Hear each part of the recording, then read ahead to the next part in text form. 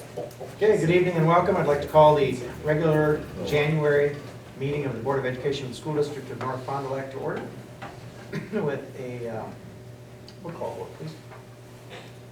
Chisholm. Here. Kowalski here. Hawk. Here. Streeter. Here. And Will. There she comes. Okay. Next is report on public notice, Mr. Sega. Thank you, Mr. Chisholm. Public notices and agendas were mailed to the Fond du Lac Reporter radio station KFIZ, KFIZ 107, and WFDL radio on Thursday, January 21st, thank you, Steve, 2016, and they're also posted at the District Office, US Bank, and Municipal Building on Friday, January 22nd, and then once again on Saturday, January 23rd, as I made a change. Okay, very good. Please rise for the pledge of allegiance. I Pledge allegiance to the flag of the United States of America and to the republic for which it stands, one nation, under God, indivisible, with liberty and justice for all.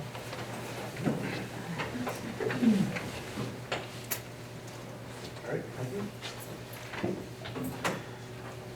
The minutes were distributed amongst the information package in a slightly new format. And does anyone have any additions or corrections to the minutes?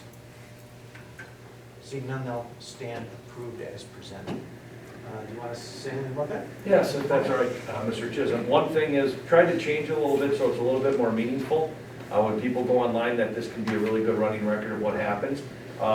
So as you could say, I did some bolding and underlining. I'm working with Darcy to even make it better. And one of the things, maybe for after this one, if you want, we can put some notes underneath each item, my superintendent's notes that I send, kind of summarizing them. If there's anything different or we feel should be added to it, we can kind of change that, make it the passive tense. And if that kind of encompasses it, then the people who would read these in the community would have a better idea of what's going on at the meeting. Do you think I should try that?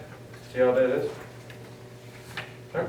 I'll give it a I run then. think anything that we can capture and summarize and put out there, I think is a good thing. Perfect. And I know that when people would look, this might be a place that they go for it. It's an easy way just to kind of see what happens, so make it a good tool. Okay, thanks. All right. Next on the agenda is the treasurer's report, Mr. Streeter. Cash balance on hand December 25th, 2015, $163,074.53. Receipts 12/22/15 to 125/16, $1,919,447.21. Transfers from investment accounts, $600,000. Total receipts $2,682,521.74. Expenditures 122/15 to 125/16, $1,206,157.43. Total expenditures $1,206,107.43. Cash balance on hand January 25th, 2016, $1,476,364.31. Bills recommended for payment is shown on the attached list dated January 25th, 2016, in the amount of $872,501.03. Bills be approved at the January meeting. Pre-approved checks, $661,485.55. Board meeting checks, $211,015.48. Total bills to be approved, $872,501.03.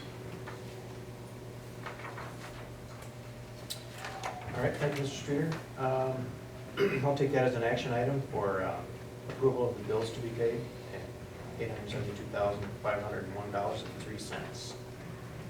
Also move. Second. All right, the movement is seconded.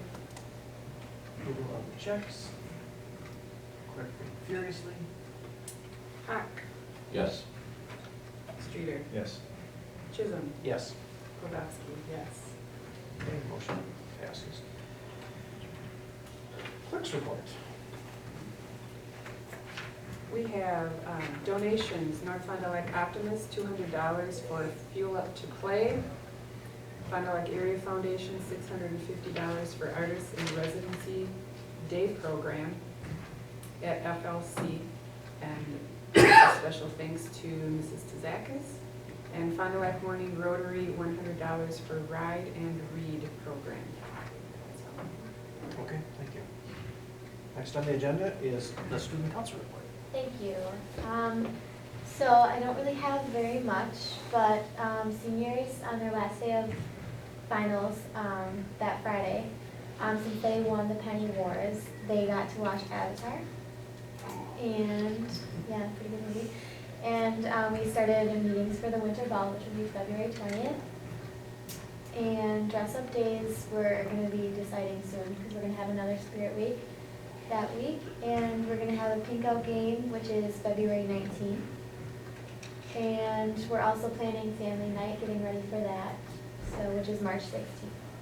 March, what's the date? 16th. 16. That's all I have. All right.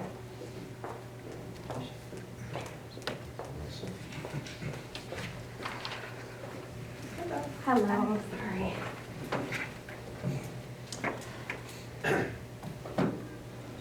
All right, at 7:09, I will declare the citizens input meeting, portion of the meeting open. Is there any citizen present that wishes to be heard? Hearing none, I will close the citizen input portion of the meeting. All right, next on the agenda is item J. Mr. Sedoff, Superintendent's report. Thank you, President Chisholm. First off, I want to do a special announcement, wish Dave Mann, our maintenance facility extraordinaire, happy birthday today. So thanks about that. Gearing up and calling Rodrigo to get rid of the snow tomorrow morning. So, all right, cool. Well, thank you. A lot of things I'll go through. I'll go over some brief. I gave you all the information, some more things a little bit more in depth. But first, Act 55 notification requirements. Act 55 is the name of the biennial budget. And within the biennial budget, this has been a tradition by both sides, whoever's in charge, there's a lot of policy that's put in there. The policy that was put in there required schools to do quite a few different things. Number one is a class 1 posting. Just as we have to post when there's an election, post our budget, and we have to pay for those things, we now have to post school options, meaning that you can go to private schools, you can homeschool, you can all do that. We have to, as a public school, have to do all that posting. So what I did is I went and I talked with Bob Lloyd from Lemira, and also went online to DPI, and what you see here is what's been sent to the paper, and you have a copy of this also. So there's a couple things. Number one, we have to declare what our standards are in the first meeting or last meeting before the beginning of the year, so in August. And this past year, that we utilized Wisconsin Common Core standards in English and language arts and also in math. And then we also had a part of that motion also that we used the Wisconsin Common Core math standards, the Wisconsin science standards, and Wisconsin social studies standards. So number one, we had to have an action on that. The second part is that we have to have a class 1 notification of our report card or our data and information. And since this year there isn't one because of the debacle that the Badger exam was last year, so there is no report card this year, but I did put a link where you could find that. And then we have to put options. I wasn't too sure what that meant, but talking with DPI and also sharing with my superintendent colleagues, this is what we need. So they can see, you can go to Fond du Lac, DPI can find more virtual schools, full-time open enrollment, youth options, course options, and home-based private education. There's a link there. They can find out whatever they need. So it gives options for people to go to look to see where they could go. And now that's part of policy. I'm not going to make commentary of why this is, but there is a substantial belief that this whole thing is, the whole idea is that public schools need to do this in order that they can promote these privatizations of schools. So this is just something we have to do. And just if you talk to your legislators, this costs money. The reporter doesn't just post it. So if you want something in there that you know is going to run, you have to pay for it as you would an ad. So we have to pay for this. So that's that. Really. So Lemira's doing this, we're doing this, Fond du Lac. I talked to Bob Lloyd. This year we got it done because we're just figuring it out. We had to get it done by end of January. I'm looking to next year maybe work with Rosendale, Brandon, work with Lemira, work with Fond du Lac, work with all of them, say let's do one, have a link that can do all that, we can share that cost, we'll see if we can do that. It's utterly silly, but it's what was put in there, in the policy portion of that, so that's what that is. There's some other things that came, and what you'll see is you'll have this here. This is other things that have also predicated, this is, pupils, questions to open enrollment changes for pupils with disabilities. Once again, this is in the budget. So these are things that never got a vetting or an airing about educational process or policy, and they were just put in the budget. Also, one of the things that you saw with the three policies that I'm bringing forward today, along with one administrative guideline, those also have been predicated and pushed forward faster because of Act 55. So whenever you hear Act 55, think that's that omnibus budget, that's like about yay big, and these are the policy things that came out of it that we need to follow in order to stay legal. So I just want to give you a heads up and kind of give you a little insight if you're, to see kind of the other things that are also happening in the policy world. Is this going to matter? If somebody can go to the paper and say, oh, look at the school district North Fond du Lac has a link to private schools, or the school district North Fond du Lac has a link to home-based schools or charter schools, I'm not sure. But it's there and we did it and we'll be good to go. So, any questions on that? All right, next, facilities committee. All right, fun stuff. So Vicki, myself, Mike, Dave, and Maria and Samantha, I told to go home with the weather and how it's gonna, you go 33 to 30. I'm sure some of you already experienced a little bit of slickness coming in. So we sat and we met with Bill Foster, that was what, a couple weeks ago? Okay.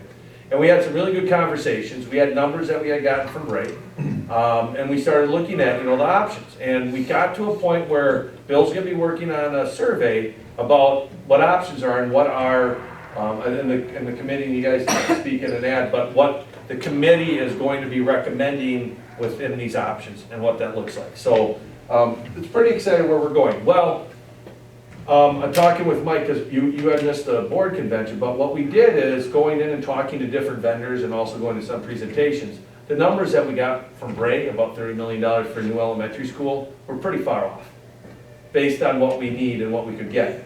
What happened is that Bray's doing a very good job of giving us what we ask for, but it's kind of like if you don't know what to ask for, if you don't have the direction, you don't know what you should be asking. So we went to a presentation, I'll show you this later on, about a building in Lake Mills. And when you see this, I'm not going to tell you the cost of the building, it was 2 years ago. But it kind of shaped Melissa, Vicki, myself, Pete, Steve, Maria, we were all in this meeting, we're like, whoa. So I talked to the architects from the company that did this and also Bill Foster and said, we might have some more conversations to have. So before the end of the night, I'd like us to sit down and figure out a night we can get together. It doesn't have to be with Bill per se because he's going to be crafting that thing. But we want to get some feedback from you, get you up to speed and kind of share a little bit of kind of that epiphany that we had that, if we're really going to do this and we're looking at the different money and the impact, there could be some other options that we weren't aware of. Would you? Yeah, like you said, we just didn't necessarily know what to ask for, and now that you see other options, you're like, oh. Yeah. Not bad for that. Yeah. And the thing was that Bray, that $30 million Friendship Elementary, or the new school, was like 145,000 square feet. When the reality of it is, if we're going 5K through 5th grade, we only really need about 110,000 square feet. That significantly changes the cost. Realizing the times have changed too, but I remember being at Final Lake, and that was $49 million for a 400,000 square foot high school. Oh, yeah. So we asked all those questions about increased costs of all that. It's up, and what it is, it's about $220 per square foot.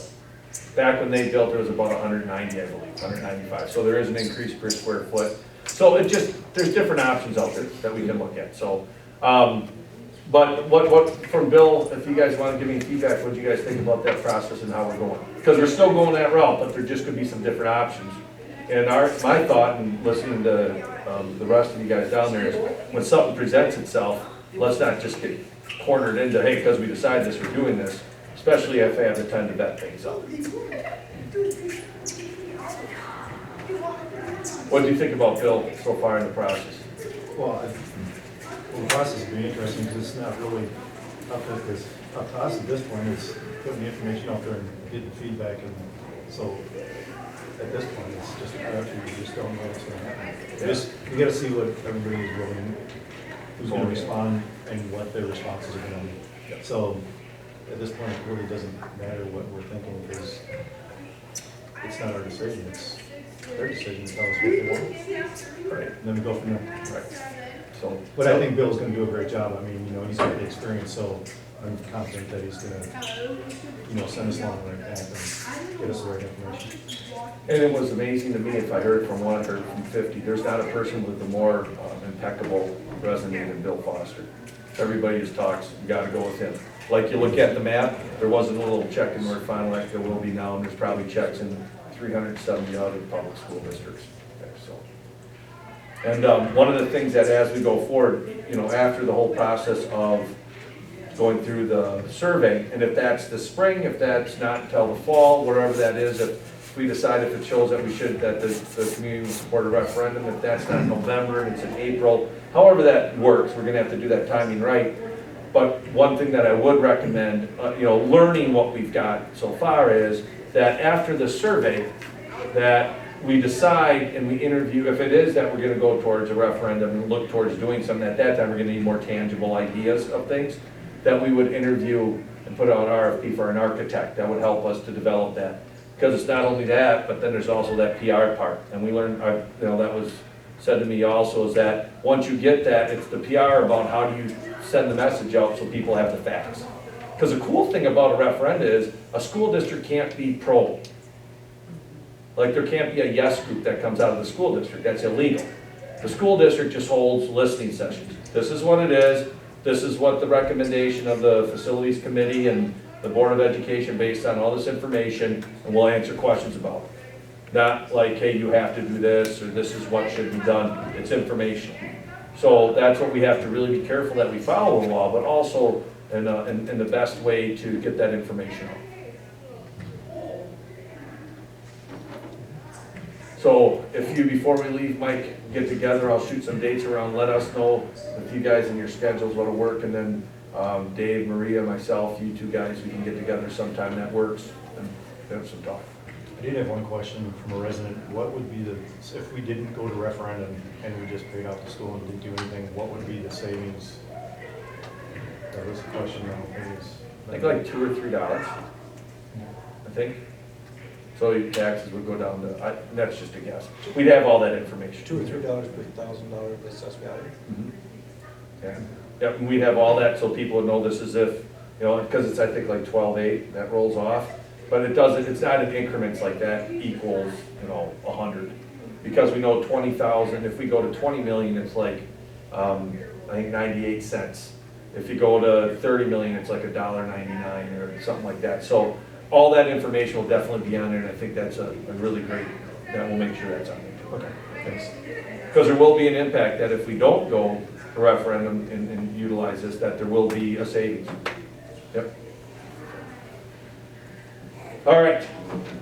Next, review the board convention and resolutions. I'll just kind of go down the line. Steve, if you have some input things that you want to share. Dave, Melissa, Pete, and Vicki, and then we'll get the dates out for you, because I know that you got to put your time in and stuff. But this, with 2 first-timers coming, it'd be fun to hear what you guys thought.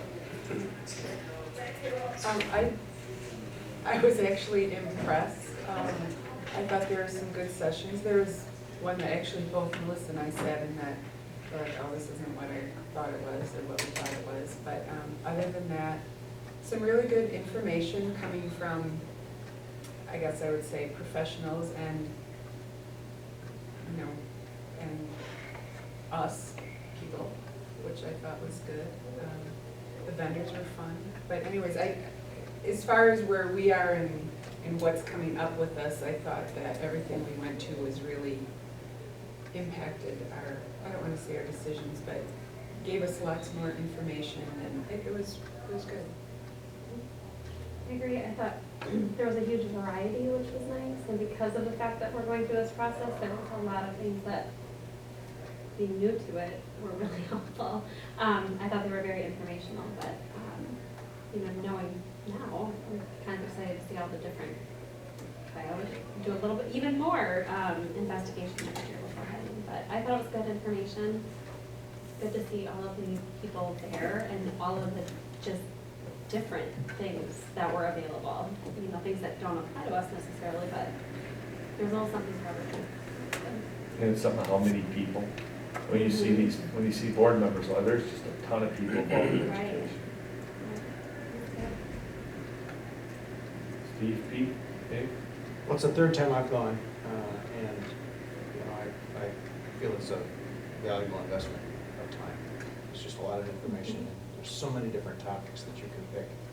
I know last time I went, or the first time that I went to a lot of school finance because it was so confusing, and it was a really good educational opportunity for that. And this time it was a lot of sessions on referendum and facilities planning, and so it's just pertinent to what we're thinking about doing going forward, so this is very good. It's great to hear other people's experiences with the process. I always find them, very beneficial. This year, I think, was one of the better ones that I can recall in recent years. Again, some of the stuff was more pertinent than other years of what was happening here, but just some very good speakers. It's very good information and things like that. We had a frickin' neuroscientist.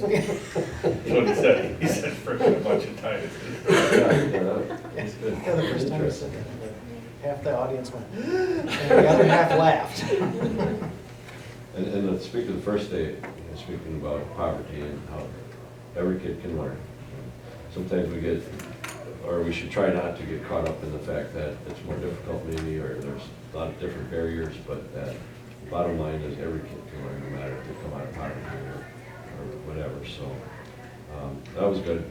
I had another fun experience in the delegate assembly. I think I mentioned a few things. It's a little different this year because there were 16 resolutions. If you remember, we went through them last month. The first 12 just sailed right through them.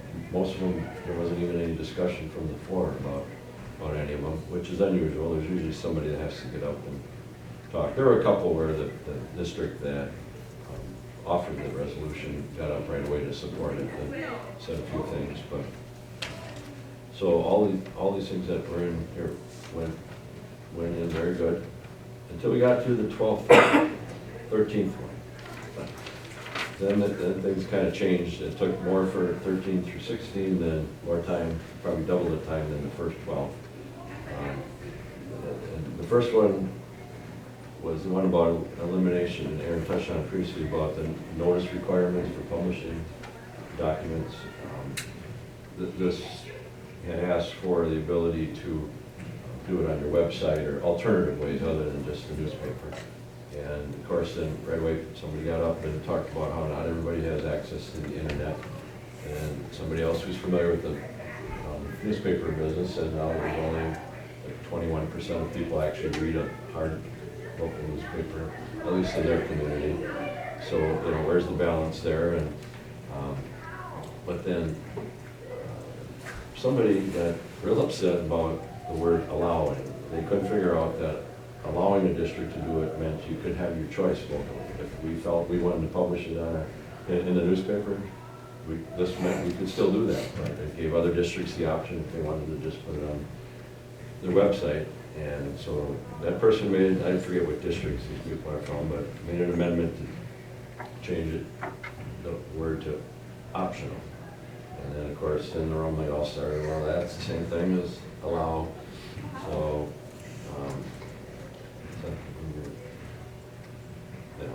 well, anyway, the amendment failed because traditionally, as a whole, the body doesn't like amendments. They figure, rightfully so, that the people on the committee, Policy and Resolutions Committee, which I did a couple of years, spend a lot of time going through it and fine-tuning it and wordsmithing it. And then just common sense would let us allow us to do it. Meant we didn't have to do it, we could if we wanted to. So the amendment failed, but the resolution passed.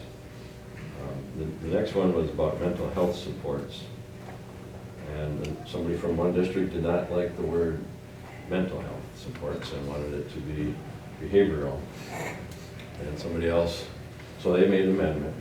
And somebody else made an amendment to the amendment saying, well, we should have both of those words in there, mental and behavioral. And that went on forever, to the point where there were eye rolling and stuff like that. But, so just to summarize that, the amendment to the amendment failed, so then it was back to just using the word behavioral instead of mental health. Then that failed, so it was then back to the original one of just using the word mental health, and that passed, so. So there was no problem with the idea, it was somebody just getting upset about the wording, which happens, and so that passed. So then down to, well, 15 went pretty quick about the transfer of territory from the districts, that passed real quick. And the last one was the prevailing wage one, allowing, again, using that word allowing a district to reinstate the state prevailing wage for contracts that they enter into, which is that, you know, like the union scale or whatever. Again, using the word allow, districts can do that if they want, so from districts like Madison, Milwaukee, or heavy Democratic or strong labor areas, we're in favor of that, and other areas said, well, it just says allow, you can do it if you want in your district, but we don't have to change the language, so. But in the end, it was a close vote, but it was turned down, it was not passed, so that was the only one. So as it would stand,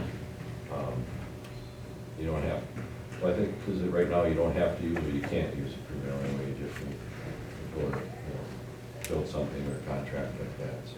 Yeah. It's not part of it, is that right to work? Yeah. Okay, so it was, again, mostly language talk when you could do it if you wanted to, kind of thing, so. Anyway, so that was that.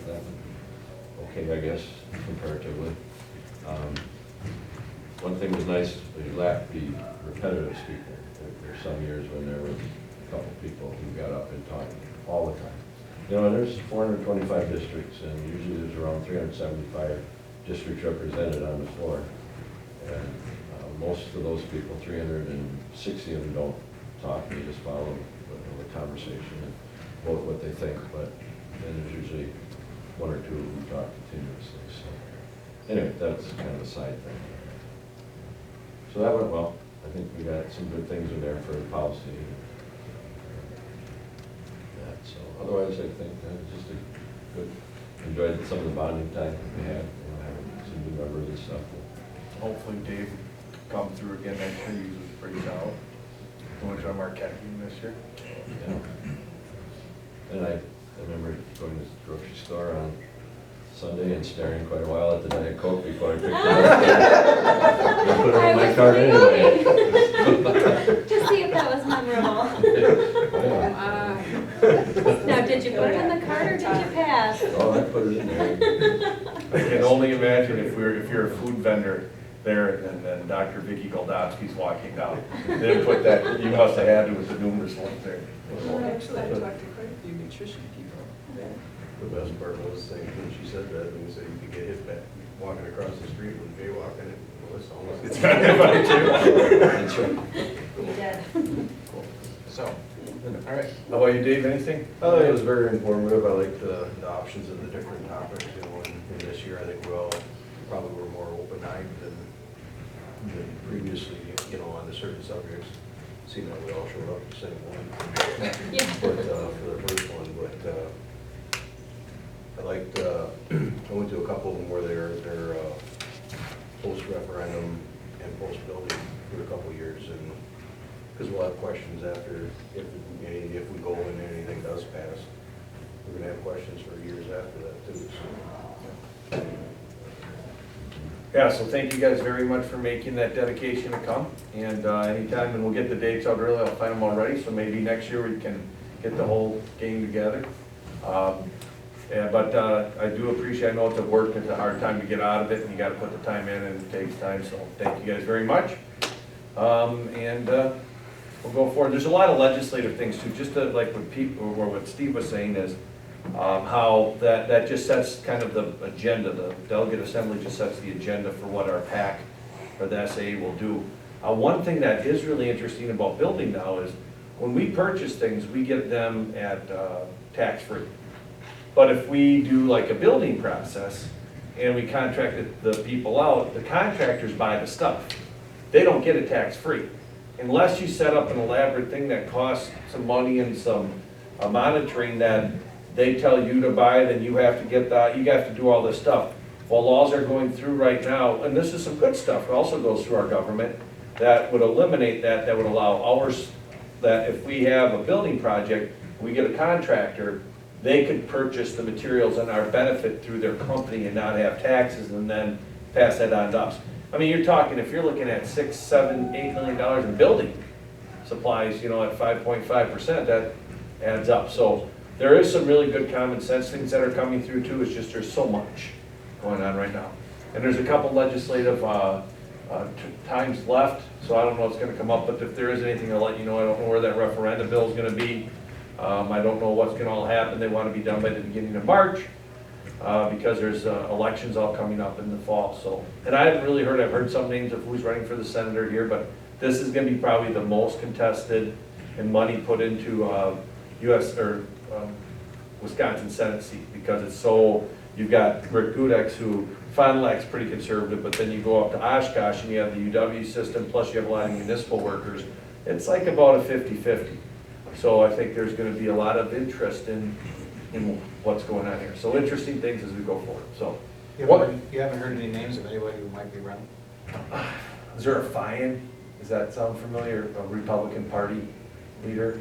Maybe heard that.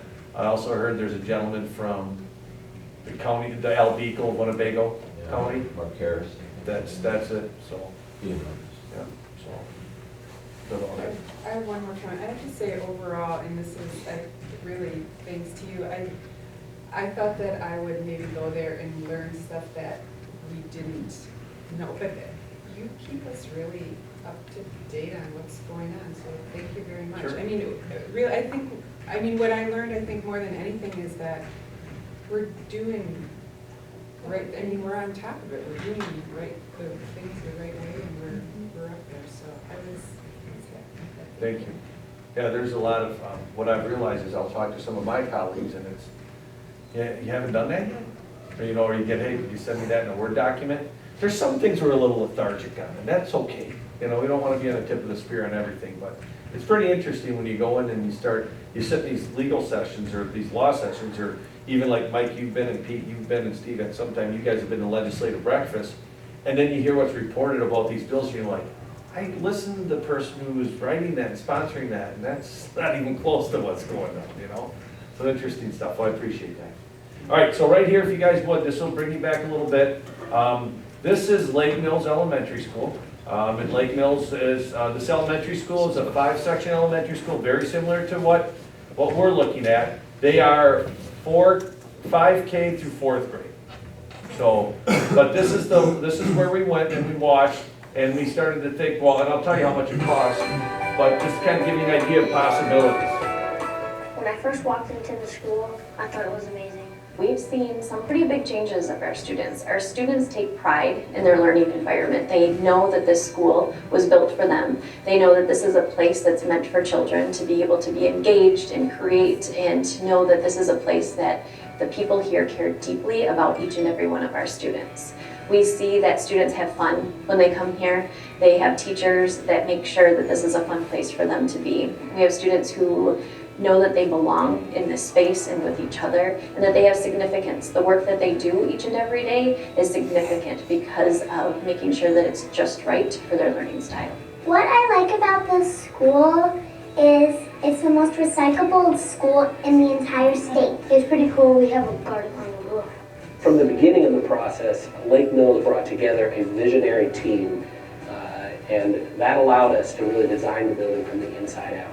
We sat down with that visionary team and said, how do you teach on a day-to-day basis? And how does your existing facility create a barrier towards you doing what you really want to do? And then with that visionary team, with the administration, we diagram potential solutions. What if we did this? Would this work better for how you educate, or would this work better?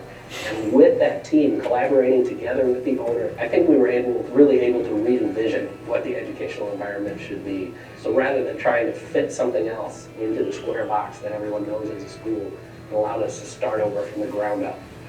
You see those walls over there? Those walls were supposed to be painted like the sky. And the tabs that are coming down from there are supposed to be clouds. The blue cushion there is supposed to be a lake. And these bookshelves that wind is called a winding river. The old lunchroom was like a cardboard box. No windows. It was even covered like a cardboard box. This one entire wall is covered with windows. The type of facility that we've constructed here, it's something that's pretty unique right now in the educational market. Very 21st century learning space, flexible learning, flexible furniture, very progressive in how they're educating their students. So it's something that I think we're going to continue to see throughout the educational market. The classrooms themselves have movable walls between them, so they pop into each other's classroom for small things, but then also for bigger ways to be able to share kids, to be able to share ideas, to work together in really collaborative ways to best meet the needs of our students. Well, there's been a lot of changes. Many years ago, kids were asked to sit for long periods of time, and now we're up every 12 to 20 minutes moving, whether it's to move our learning space or it's to get up and dance, or to play a game, have a brain break. It's all throughout the day. Students are able to find learning environments that best meet their needs. From the furniture, we have chairs that have wheels that gives them the movement they need. They have different wiggle stools that they can use. They have standard chairs that they can also be in. And so all of those pieces of the environment, the furniture, they can find a space that they are best able to learn, and that has increased their engagement. A few of my friends from like Waterloo or something, and they're like, oh, I wish I could go there. I love the new teaching space. It's not only beautiful to look at, it's purposeful and practical to use every day.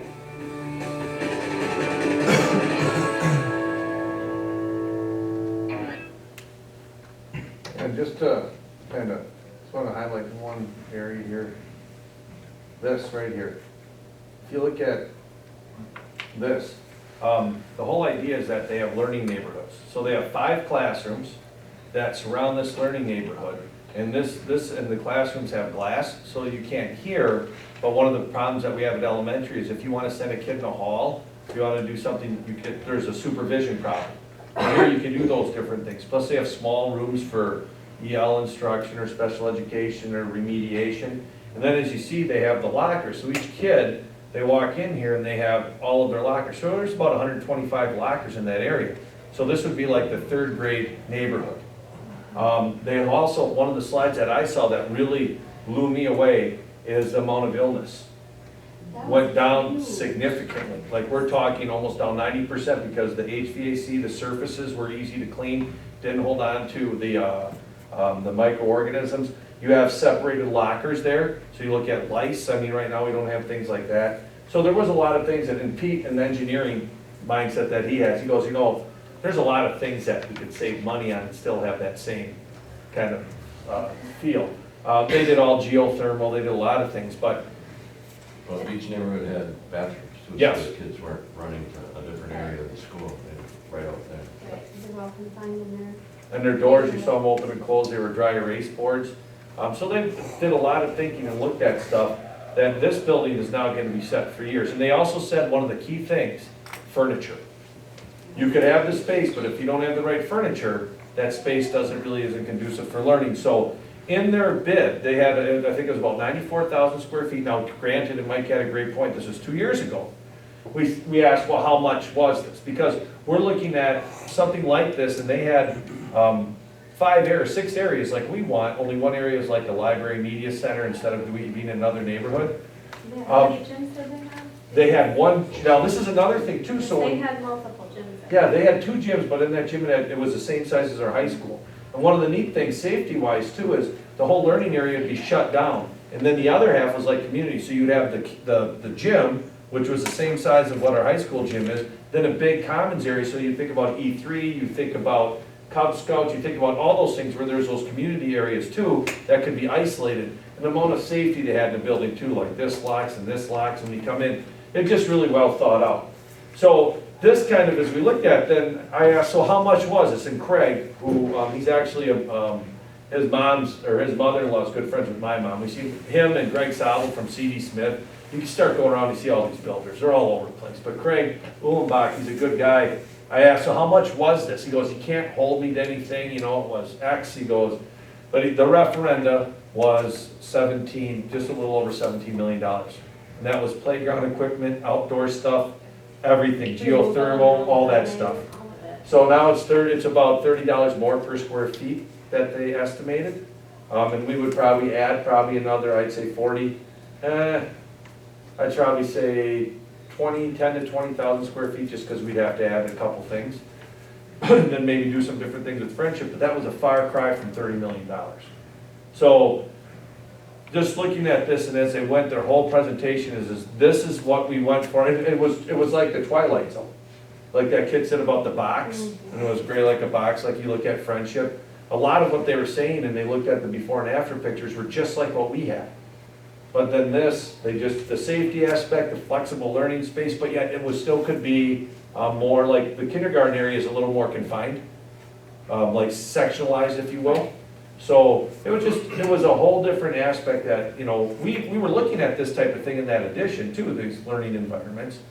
But just looking at the size, it was like one of those things, wow. And the safety, the health aspect, and a lot of what they've already went through, it's just like this brought a whole nother idea that we never even thought about, where maybe we don't do early childhood 4K all the way in there because, you know, maybe we do early childhood 4K and rent out for a daycare. Because if we don't have a daycare, that's going to have a significant impact on our community and our kids. So, the other thing, note I made about too is for staff, recruiting, the staff loves it. So, you know, recruiting quality teachers or somebody, top teacher who has a couple offers and has the opportunity to work in a building like this, may jump at that. And then also keeping those teachers around. They love teaching in that type of facility. So They're giving almost $1 million back too. yeah, that's right. They gave $1 million back. They came in $1 million under, so it's $16 million. And I look at Friendship right now. This right here would alleviate a lot of stresses. And with the furniture and the flexible spacing and things like that, I mean, it would, like you look at the 4th and 5th grade, you look at that 5th grade classrooms, there's not a window to be seen anywhere. And even when the sun's out, you can't see it unless you're outside in the thing. So there's so many different things that go on. They said they were only a year in, but their test scores in many of the areas had increased too, didn't they? Yeah. Isn't that one of those Well, slides too? it kind of makes sense. There's 3 things I see. Number 1, kids take a lot of pride.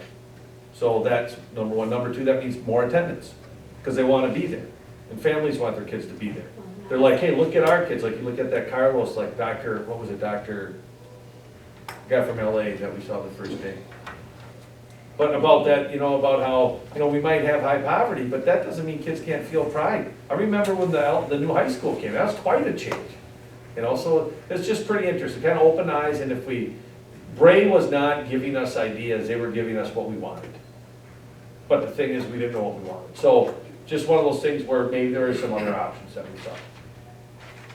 I thought what I liked about it too is, I mean, just from a building standpoint, they talked about like the steel frame, so if you have to add on, it's cheaper and easier to do that, you know, in the future versus Bricks and mortar. brick and mortar. Because most of it, what they was all steel frame, and they didn't have low bearing walls, so they had low bearing points. They have pressure Right. points in The, it. yeah, Or they could open up or moving. Yeah. yeah. And they saved $85,000 in energy bills. I The first remember year. that, right, And about a third the size, or Yeah. 2/3 bigger. right. Yeah. It's crazy that you make bigger, but save that. And they invested, like, they tried to make it as green as possible. So one of the things when they took down the old buildings, all that stuff, all of like the bricks and the concrete was pulverized and made in for fill or for gravel, recycled. The rest was recycled. They got a little kickback because the company came in, it probably wasn't much, but it probably made us feel good stuff, so. Yeah, so just as we go forward, kind of want to get together and you know, and get with the facilities committee, say, hey, there could be some other options, because we looked at that, and then say, hey, is this a different option? Instead of floating $30 million elementary school, you know, $21 million elementary school, that lasts, and it isn't what would that be, the 4th edition, could be a positive, and then look at reconfiguring, so. That was exciting. Yeah, And then, and the key thing is that when as we go through, whatever the public says, and I love how you're putting it, Mike, because we're recommending, we're looking at ideas, and then we'll see what the public will take, what they'll support. And then we get past that point, then we start to get into the design a little more. Then we start to get our feet a little farther, but this gives a little bit of vision, and probably could save a ton of money on design if it's already been done. A couple tweaks, so. In one of the sessions that they talked about mounting a successful referenda campaign, they said the people, when they come to the voters booth, don't care what your floor plan's gonna be. What they care about is, if I vote yes for this amount of money, are you gonna use it wisely, and it's gonna be used to properly educate our kids? And I thought that was pretty profound. And more of a value, not being cheap. Make sure you use the money and use it well.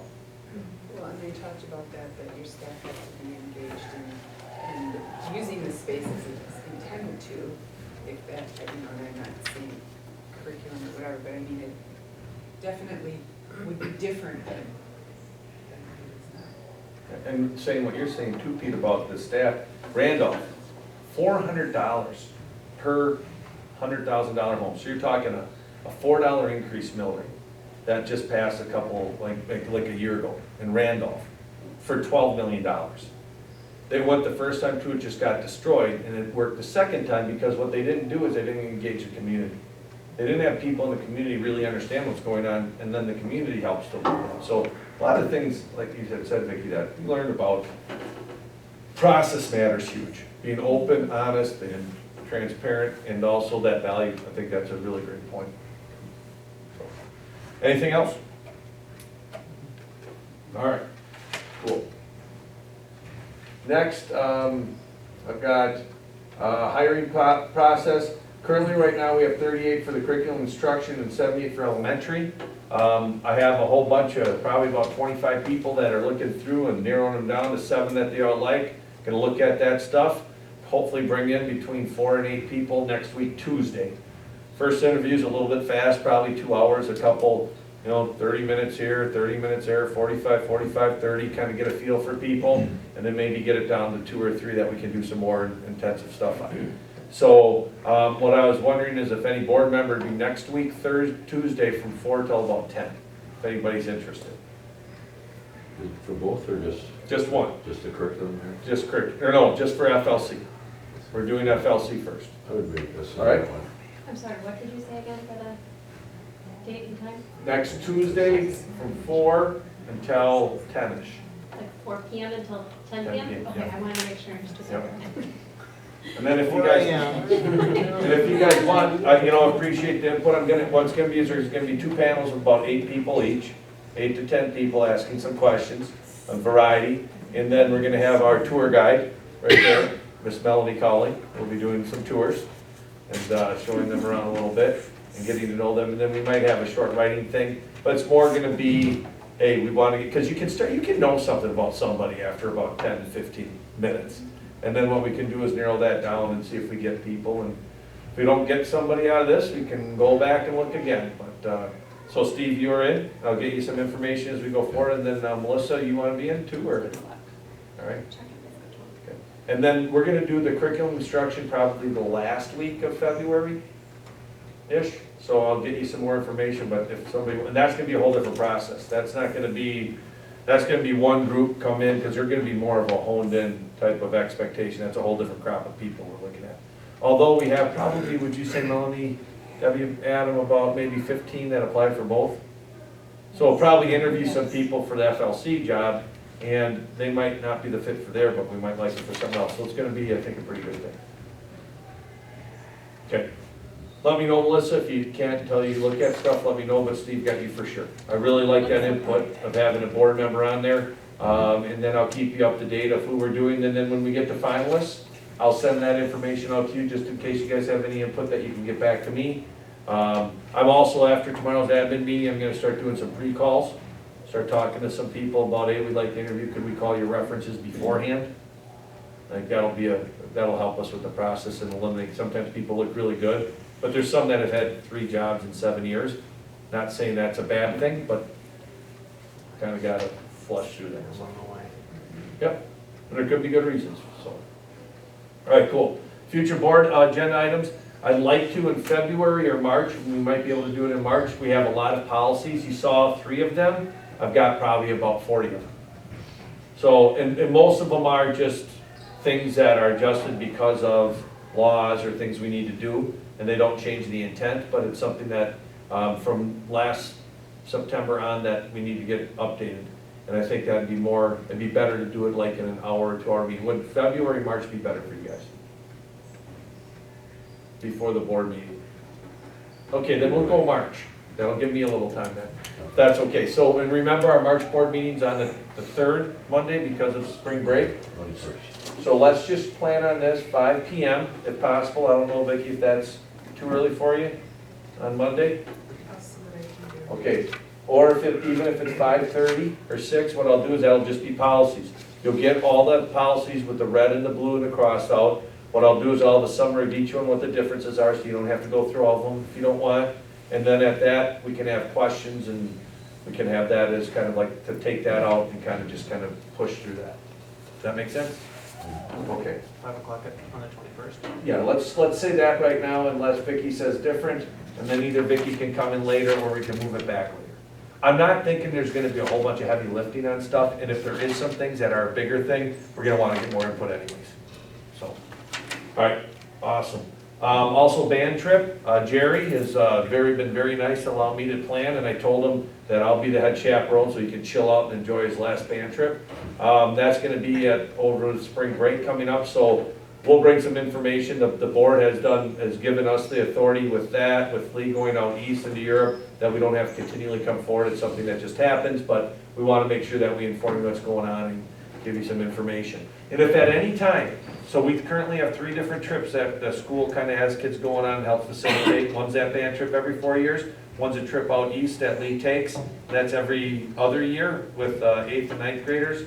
And then the other one is the opposite year. Lee goes with Waupun. Apparently he knows somebody that's a teacher in Waupun very well, lives with her. She takes a bunch of people from Waupun and brings things from from North Fond du Lac. So we have those opportunities. If you ever have anxiety or feel that you want to address them again, just let me know.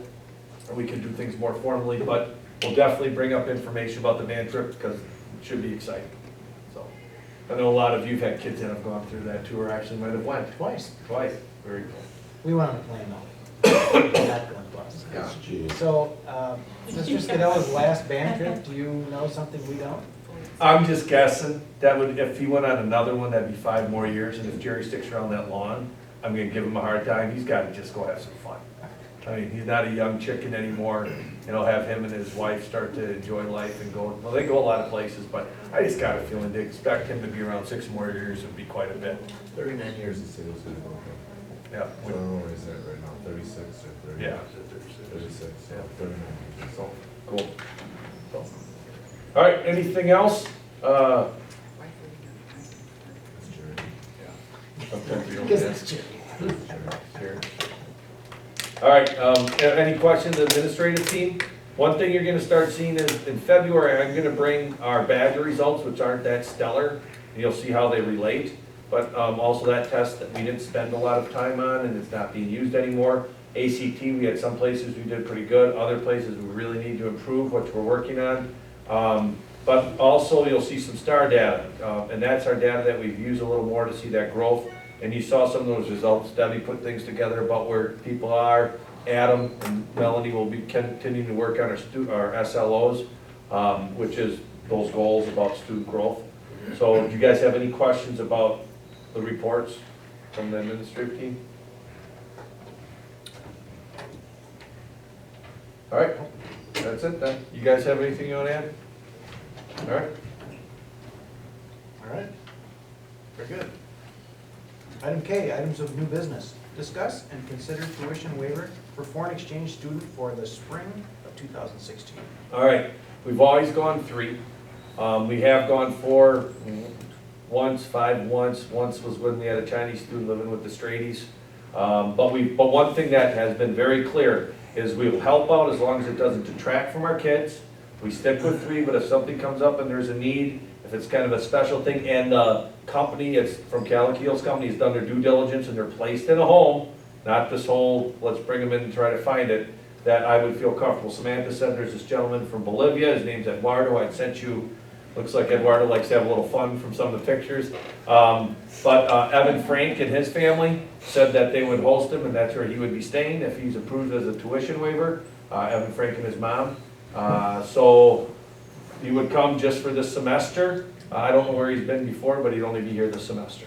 Is it unusual to have one that starts in the middle of the year? Yeah, I think so. I don't know if maybe that's all that the family could get going if he had, sometimes there's like deaths in families. I remember we had that one exchange student whose dad died or mom died, and they were here for like a week and then they had to leave. So, and they didn't come back here, but, so I don't know what He's not in the US under an exchange in some other school, he's in Ecuador. from what I understand.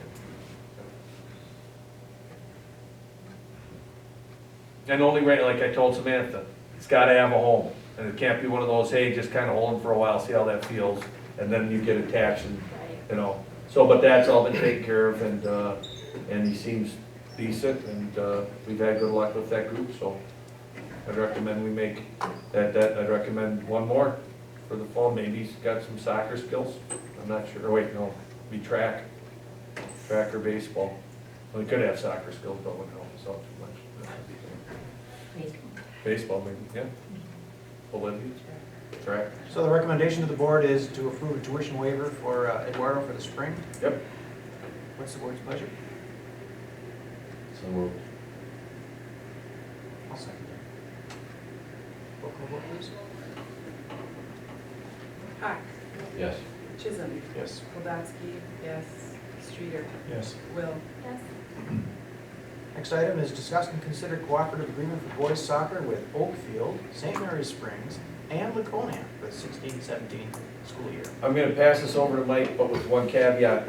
I had forgotten, this is on me to put the cross-country for boys and girls for this fall, that Oakfield and that we have been joined in. That's up for renewal, and Doug and Oakfield, everybody's fine with that. The conference is, I didn't have that, these have to be in by July 31st, I didn't have it posted. February 1st, excuse me.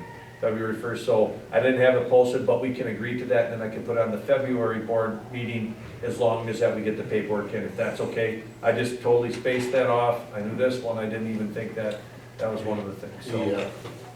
The cross-country is not a new cooperative, it's simply a renewal. And with the WIA, the host school, which is us, with all the information coming to, it's simply us okaying it. Doug Mock has already given his okay as well, they don't need board approval. This will not be a renewal, this is actually a new cooperative. Laconia approached us, So this is Jeff Thomas, just before Christmas time and asking, they've never had soccer in Laconia, boys or girls. And actually there's a large contingency of girls, 9 to be exact, that play in Fond du Lac and club during the summertime that are kind of the impetus behind this. There are a few boys. Some of the things that we had to look into and some of the questions you may have, we are already Division II. Taking our enrollments, adding them together puts us at about 1,038. The lowest Division I team, population-wise, was 1,380 some. So, you know, Deb Hauser doesn't have a crystal ball, but it was a far cry from us. So going Division I wouldn't be something we'd want to do, and we would have already, at that point, I would have rescinded anything of a cooperative agreement with Laconia. Jeff Thomas, their reasoning is to get it going and then eventually work on getting their own program going, but this time they just don't have that. So he has a parent meeting that is coming up and the kids that are going to be involved in getting commitments from them as well. That would put us into a 2-year cycle with this, with Oakfield. Now last year we had 9 North Fond du Lac individuals. We had 9 individuals from St. Mary Springs Academy, and I think we were at 3 or 4 from Oakfield. The hope would be that we could generate a junior varsity team At this time, with our numbers, it doesn't detract from our own kids. I know that's always a concern, do our kids get to play with other kids? Everybody gets an opportunity to be involved in it. My hope would be to grow a little bit more.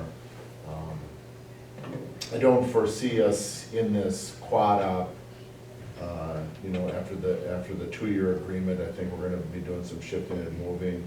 I know St. Mary Springs Academy, this last time around, talking with them, they would hope to get the numbers where they could go back to having their own team, but right now, with 9 or even with 10 or even 11 kids, there's just no way you can run a program, especially with the concussion protocols that are in place now. You lose one athlete and now you're down to 10 kids, you play with 11 and you're at where you're at. I mean, you need about 20 to keep yourself sustained. So we're just looking for approval then for this in the hopes that Laconia can start a program as well in the sports side.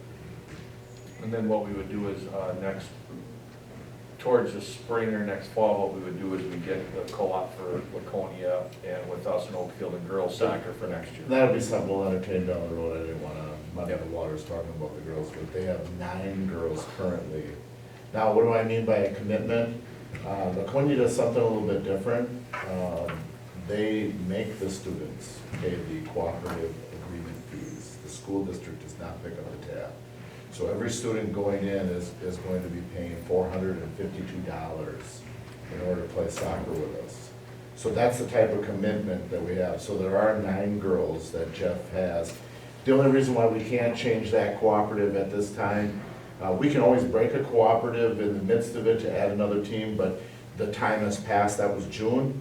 So the earliest, and Jeff knows this, would be the 2017. It would be next spring, not this spring for girls. So we would probably look, and that, because there is a great disparity. I mean, we shoulder the majority of the girls, and we get a handful of girls from Oakfield. So it would be something that we would look to entertain with Laconia, in the hopes that we could eventually maybe get back to having a JV and a varsity team. And I really think that's, Laconia, I think, will be a good partner too with us. We share borders. We have a lot of rivalries, and I think about the athletes they have that don't play softball, that are girls, that's a positive thing, and I've realized that on our co-ops. When we have other schools have really good athletes, it's really good role modeling too, and it helps our kids. Kids perform at a higher level when there's more talent also, so I think it's a win-win.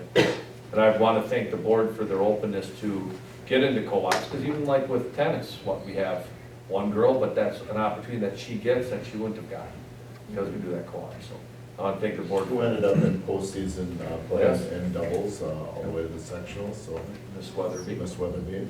So Something I guess I didn't think about when we do a co-op. So you add the total school population up for all of the schools involved in the co-op? Now, did you say that we would not be at the? it would be 1,038. The lowest Division I school in population, the bottom was 1,380. So there's quite a bit of room there.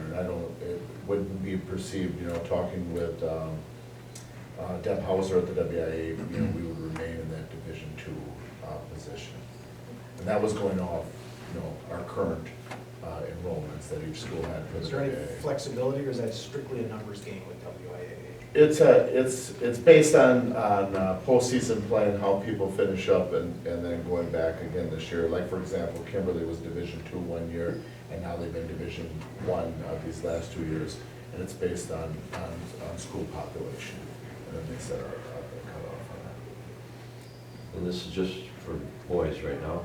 It'd be just for boys right now. We wait until, the girls in the springtime, and then we'll break the current one that we have, and then we'll add the girls. I've already gone, and the process that goes into it is, and we don't have just the Wisconsin Flyweight Conference, the traditional schools that we have involved. Soccer is a different breed, so then, we go a little bit further into some other conference. So we have a cross conference with soccer.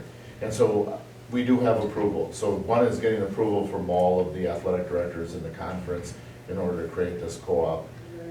And then Dale Fridley, the conference commissioner, signing off on that, and then the school board. So with this one, we will be going to, now Laconia approved it, Oakfield had approved it, and St. Mary Springs had approved it. This is our meeting today to approve this portion of it, and then we move forward. We've always kind of kept it here originally with our background information with us in Oakfield. Oakfield just didn't have the facilities, and so we were, for lack of a better term, the host school. So based on the number of kids they have, Maria works up the numbers, and then she sends them a bill. We do now with St. Mary Springs, we do play some games at Smithfield to give the schools in ownership in the co-op as well. And I think we have kids playing hockey right now, but they still wear the Springs outfits for hockey. The hockey jerseys, and that you can't discern. They have so many different schools in their co-op that way. But for us, we've been very amenable with it. We're the United for soccer, and so we include the names. Doug, as we took on wrestling, and Springs co-ops with us, they didn't have a wrestling program. They had one in the past and have rejuvenated that. We've incorporated that, and so our singlets, are manifestation of the two schools, and they're announced accordingly as well. We're North Fond du Lac, St. Mary Springs wrestling, and so we've done a lot of that. For me, I look at it as a way to keep our kids here. We have the Duderanki boy who is playing hockey right now, and not to say that Matt would have left here, but if we have students that are coming up, and hockey's one of those that if you play hockey, you're gonna go where hockey is. So I look at keeping students in our district and allowing opportunities. We're not gonna go out and get an ice hockey rink and do that, but if we can have a co-op with somebody meaningful that young people can be involved in it, or if it's tennis, these are things that we as a smaller school can offer. I tried, we do have, in fact, I don't know if she's at the high school yet, but we do have like a state swimmer. Her father has approached me several times. Fond du Lac is just reluctant to co-op at all. I mean, they won't, I actually approached them in hockey first, and they said no, and St. Mary Springs Academy said yes, so that's just kind of the thing. So I have approached, I don't want to use the term public school, but I did approach Fond du Lac on a couple of different issues with that, and they're just reluctant to. So swimming would be the only thing that we don't have or could not offer young people, so. There's always that fine line between giving our kids an opportunity, but then not getting too big so that our kids lose that opportunity if they're. So I appreciate that you're keeping an eye on that. Yeah, and like right now, I mean, if we stripped it back down just us, we wouldn't have a soccer team with nine kids. From Even if we had 14, yeah, it wouldn't be. Yeah. It's a win-win. And one thing that I'll just say is whenever we can be the sponsoring agency, we have more control over who the coaches are, and say with that, I trust Mike and how we go about organizing things, so we do that, but then we're also, like we were going through this conversation, I couldn't care less if somebody wears blue, as long as they get an opportunity. And I did offer, when Kyle was going back and forth and with their kids and what they want to do, I did offer him to take over the co-op if he wanted to do that. And then our kids would be part of their cooperative and, however they wanted to handle that too. But he was fine keeping it where it was and that. But, it's a numbers thing, and for them, the draw is football, so they lose a lot of kids to football. They got a team. What's that? They got a team. I think so. So that's where they lose a lot of the kids. But I enjoy it. I enjoy watching it. Tony Denson does a nice job. This will be his second year with us. Tony's an engineer at Thieves, and we just hired for this assistant varsity coach. Dolan. Yeah. Tiffany Torres' husband. Yeah, and Dolan was a goalkeeper coach for us that came part-time and helped out the kids last year. So it'll be nice to see that go again. And I know from watching the girls play as well, it's exciting. I enjoy watching soccer. Just sometimes I get a little too excited and I kick the plug out of the clock, and luckily the officials are always keeping the time as the scoreboard goes down. So, I know. All right, so the recommendation is to approve Cooperative for those 4 schools for next year. Make a motion. I'll second. All right, moving and seconded, roll call vote, please. Streeter, Yes. Kowalski, yes. Chisholm, Yes. Hawk, Yes. Will. Yes. Can I ask one question, not about this, but about the hockey? When you talk about it costs $452 per student, how much does it cost for hockey, and do we cover that? We do cover it. And I'm gonna spitball and say it's about $1,500 per student. I was curious, because I know like, we just had that conversation over the weekend, and I'm like, I don't know exactly. But I knew it Kyle was told somewhere me probably around there, but. his budget for hockey is more than my entire athletic budget for all the sports. He has $65,000 that is earmarked just for the boys hockey team. Well, I know it's like, somebody helps with some of that cost, but I know it still costs like $2,500. Expenses for it. Yeah, we don't, Laconia is very, how does one say, thin as far as money goes. That reference, there's no flood, they don't have a whole bunch of money, so these opportunities, they can say, if you wanna play, cool, we'll get you opportunities, so. But yeah, we cover our co-op stuff for our kids. That's one of the nice things about being a host, too, this year. I mean, we don't make money, but, and the more kids you get involved, the more you defer costs. Okay. And then you guys are also cool with, we'll do I'll just bring that back up in February, but we'll sign those things for cross-country and defend our championship, conference championship. Pretty okay with it? Okay. I think the intent is good.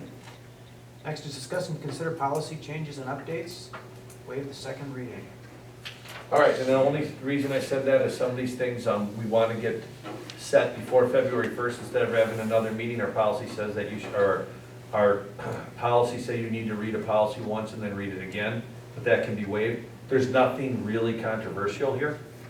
Pretty much if you look at it, one is open enrollment, inter-district, and that just sets, once again, you'll see a lot of red and blue, and that basically goes from what was put in because of Act 55.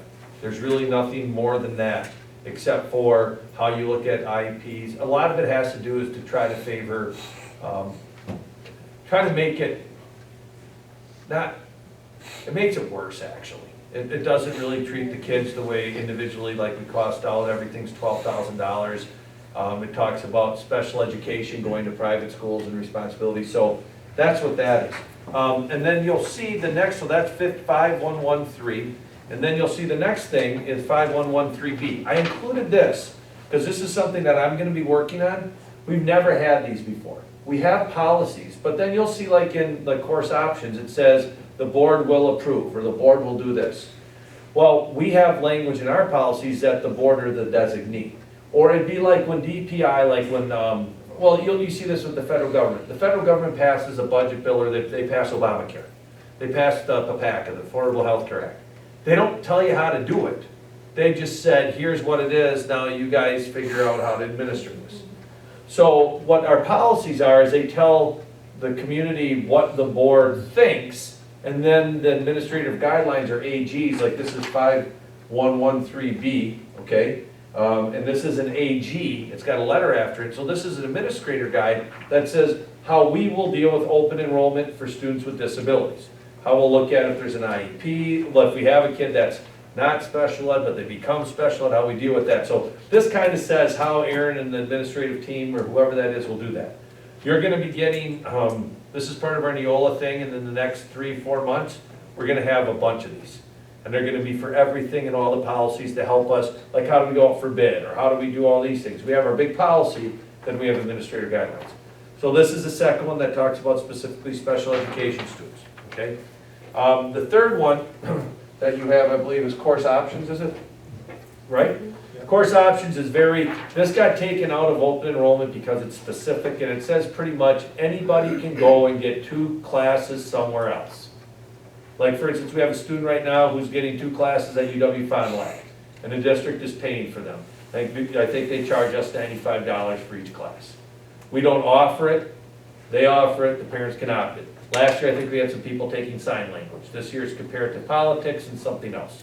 Somebody wanted to take French or German, there's time, and it works, and we can do that, we can't deny it. Also, course options in here also talks about if a kid from our school wanted to go to, let's say if a kid from Fond du Lac wanted to come here for 2 classes, they could make, if it works, there's some guidelines, but they could do that. So course options, one big push, if there's nothing more that I could say about the big push that's come forward, is options for parents for their kids. That's what course options is. We've had this, it's now its own policy, and it's just more robust because of Act 55. The final one is student records.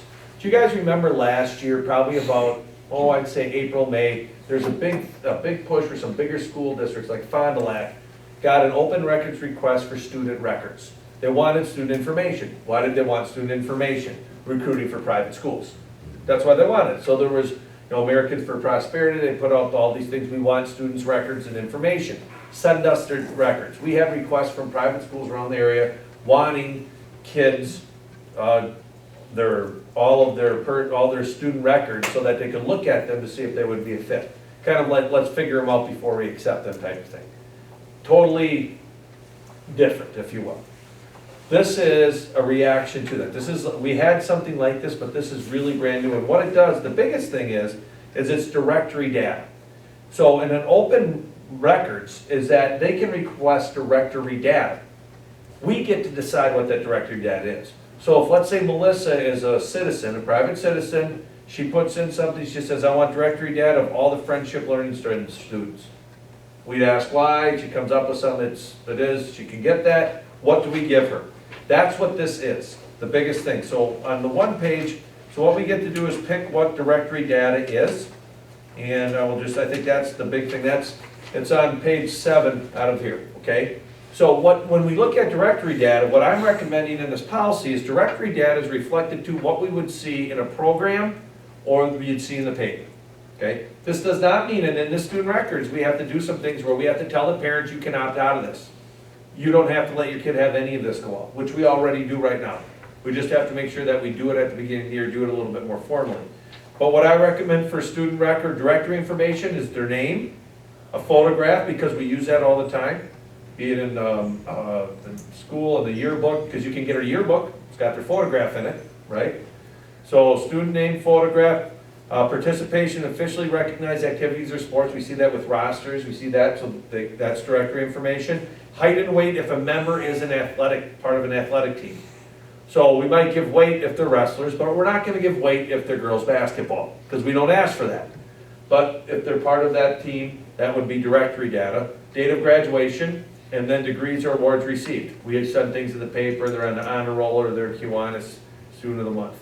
So if somebody would say, hey, I want directory data of your kids from Horace Mann High School, we give them student name, photograph, what they participate in, the height and weight if they're part of an athletic club that needs that, or states that date of graduation, degrees and awards.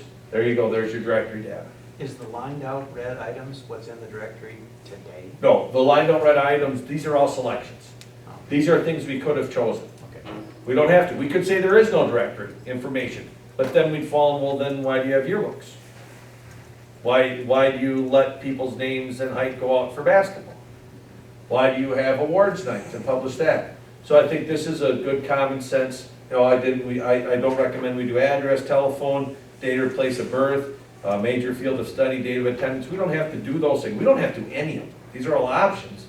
But I think that as I worked with Richard from Neola, it kind of meets that. What would you see in a yearbook, or what would you publish in a program for a sport or something? Did you get any requests for release of information? No, we're not big enough yet, or at that time. And what happened was it was a grab to try to get mass marketing information to market schools. That's what it was. It was about a year ago, I remember that. So this is trying to be, this is a little reactive, but we haven't had the problem, but this will set us up. So what if they don't ask for directory data per se, and they ask for each student's address, telephone number specifically in their information? We'll turn them down. Information. And how can we do that? Because it's not part of their directory data, and all we have to do is give them directory data. So we're only obligated in open records request. HIPAA is also a big thing that we have identified what directory data is, and that's stuff that we will go. The big problem is, you know, people didn't have that established. We didn't have what directory data was. Now we have it. This also goes more into depth about how we have to recognize and inform parents. All of these laws are more and more about what we need to do to tell parents about options, tell parents about their kids. Tell parents more, give parents more information, inform parents. Not that we haven't been doing it already. There's a trend here to try to make it difficult or to get information out, and there isn't bad information, but this all comes with Americans for Prosperity and vouchers. It's all part of that whole agenda. So, but I recommend that data, I mean, it's what we give out anyways. I think we'd be in a little bit of murky water while you give out this for a yearbook, but that's not directory data, but I can get a yearbook, couldn't I? So is that, I mean, this might be a silly question, but is that something that, because I allow my child to come here, that's just automatic, or can I say, I don't want you giving that to anybody? That in here, it also says that you can opt out of that. We have nobody. Like currently right now, we have, if you don't want your kid, we used to have, you have to sign off for your kid to be in a picture and stuff. Now we do the opposite. You have to tell us you don't want your kid. If you don't want any directory data released or anything like that, you can make that request, and that's all part of this. We've never really had that. But it's an option. And I know that I can think of one or two people that might look into that. But you can get this information. We have websites, we have, you come into school, we got it. But this is a pretty comprehensive thing of what a student record is. It also talks about HIPAA. In here, it references like nurse records. We're switching, we used to have a cumulative record that had all student data and also had shots and stuff record in it. Now we don't, and it had all like, were they sick? Did they have an excuse for going home because they had the doctor's appointment? We were putting that in a file. Well, we have to desegregate that. We have a file for health records and we have a file for student records. The only thing that crosses over is immunization records. But yet those immunization records are actually on Skyward in our system. So this is also helping us clear up and making sure that we use and follow federal guidelines. It also references AGs that are going to be created that will help us implement this too, which would be that form and how we go about telling people and parents that they have this option to opt out. So those are the three policies with an example of an administrative guideline. Here comes the big change. Okay, here's a big change. If you guys will turn up over here and look. We used to be a negative school as far as we used to have about 50 to 60 more students go out of our school and come in. We were losing close to $300,000 a year because of that. We are now at probably plus $100,000 and plus 12 to 20 kids to 5 kids to 1 kid depending. Okay, we're seeing a strain on our school. We also, I think many of you know that we really do a really great job with students with disabilities. EL, we also, I think we see more and more parents coming here for programs also, academics, and pretty soon they're gonna wanna come here for sports too. We're getting close to that too, we're right on the cusp of that. I know that we got some pretty intense 4th grade basketball boys coming through, so we're gonna be there. But it's my recommendation, working with the administrative team, that we go to this type of limit. Now, starting last year, we had to set a limit for how many kids we would accept during open enrollment. We didn't set it.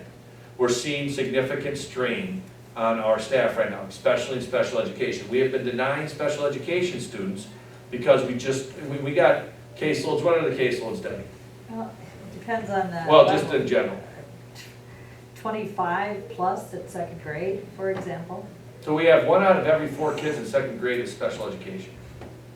And and we have other ones that haven't been identified. So here's what I suggest. Currently right now, we look at 5K, we have 5 sections max, 4, and then I just have 1 here. Number of sections, number per section, we don't want to go more than 22 in 5K. We don't want to go more than 25 in our classrooms, and we're actually a little lower than that. And then I talked to Adam and Samantha. In middle school, we want to keep it to 110 or less with the staff that we have, and 115 or less at the high school with the staff that we have. I think one class we got 107 or 108 now, so we're getting closer there. So here's what this formula looks at. And you can see here's a special education enrollment. We have 11, 13. These numbers will also go up because remember, kids don't get identified right away. So these numbers will go up, 25, 18, 17, 19, 19, 19, 16, 19, 21, 24, 19. This doesn't include EL. These are everything from significant disabilities to OTPT to speech and language. Just speech and language. So there's variations, but there's still quite a bit. And if we know the IEP process and inclusion, it's a lot. So here's what I've done. If you look at like this number here, we have 77 enrolled in 4K, okay? We have a max of 100, if you 110 or 110 in 5K or 100, I have 100, it should be 110. So what we would do is I took 77 minus 100, and then I multiplied that by 0.67. So this right here is that we'd have 15 openings for open enrollment in kindergarten. Okay? That means that we still have 5 that we're holding for us, per se, if you will. So that would be, well actually it's more than that. So if we go to 100 kids, 15, and what would that be? That gets us to 87, 98. So we're keeping 8 for us, for kids moving in. Okay? So we would accept 15 5K students. In first grade, we have 92. Okay, we have room for 100 kids in first grade. We'd accept 5 first grade open enrollment kids. Does that make sense? We're keeping 3 for ourselves. Right here, in the first grade, we have 91 minus 100, so that's 9. 2/3 of 9 is 6. We would accept 6 students in second grade. If you see right here, we have 102 already in second grade. We're not accepting any in third grade. So if somebody would open enroll in third grade, we'd say, no, we're full. So that's what this is here. And then down here at the middle school, we looked at how many we have towards 110 in the middle school and 115. Okay? Does that make sense? My recommendation is we utilize this formula because open enrollment starts February 1st. So we utilize this formula when open enrollment comes in. If we have, for first grade, let's say we have 7. Okay, what we would do is we randomly select 5, and then we put the other 2 on a waiting list. If we don't have anybody in our thing or come in, we can allow them then to come in. I also recommend that we don't allow any more students with special education into our district at this time. We're filled.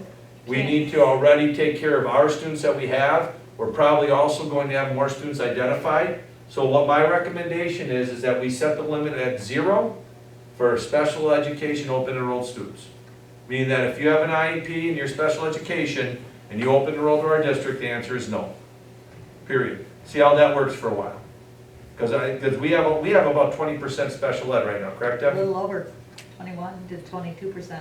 That last column is, I wanted to interject, you can't see. That's where you put zeros that we're not going to accept because we're over at high school, we're over at early childhood, we're over in second grade, we're over in speech, we're over in, so. Yeah. So we have 0 for special ed. Now EL is a little different. That's not as intensive. And I just talked to EL staff today. So accepting these policies, so if we make a motion to accept these policies, also within that to accept this as our limits. So this year, and we'll use this, so what this matrix goes, and I apologize for the 22, it's 20 kids per class that we want to keep it at. In 4K, that's where you have, or 5K, that's where we have 5 sections, so it's 100, I apologize for that. But this would be, so when we have all the open enrollment come, now this isn't for kids that are already here. They already got their spot, okay? Also, we would look at possibly siblings if that would be something, but we are taking and holding 1/3 of the spots for kids moving in our district. Now let's say in second grade we have 10 kids move in our district, or third grade, we gotta serve them. There's no ifs, ands, or buts about that. If we have a special education student move into our district, we've gotta serve them. This is only for open enrollment. Not only now, but throughout the year. So our mindset is, we're full of special education students, we've got enough right now, we don't need to accept any more. We're probably gonna have some more identified people move in and out. I think we're in good shape there. And then also, when we look at our other open enrollment, you know, like right here, we just don't have the room. Unless we'd have another classroom and hire a teacher, we don't have the room to accept anybody going into 3rd grade. Here we'd have 3, and plus we'd have a couple, like 2 left also, that we hold for ourselves. So does this make sense? So when we look at our special ed open, or we look at our open enrollment, we'll look at the grade they're coming in. If there's enough room, they get to come in. If there's more than that, we use a lottery system, keep them on a waiting list, and if, bless you, and if we see that there isn't as many, then they can come in too.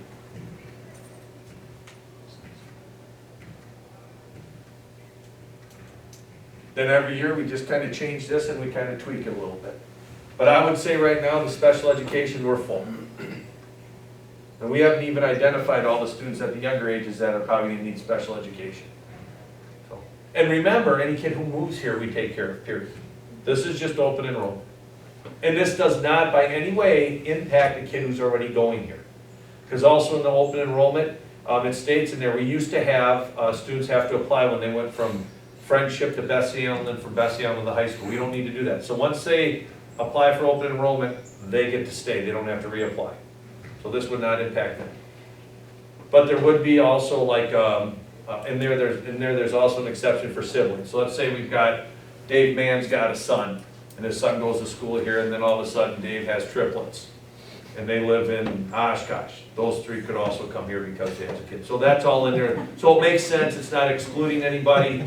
It's pretty cut and dry, and it gives us a lot of, I think, ground in it. And I think it also says to our staff, hey, we know we have a lot that we need to take care of. We're gonna take care of what we need to, but also there's opportunities, and we also wanna look at and do it in a little bit more scientific way than just saying, hey, come on in.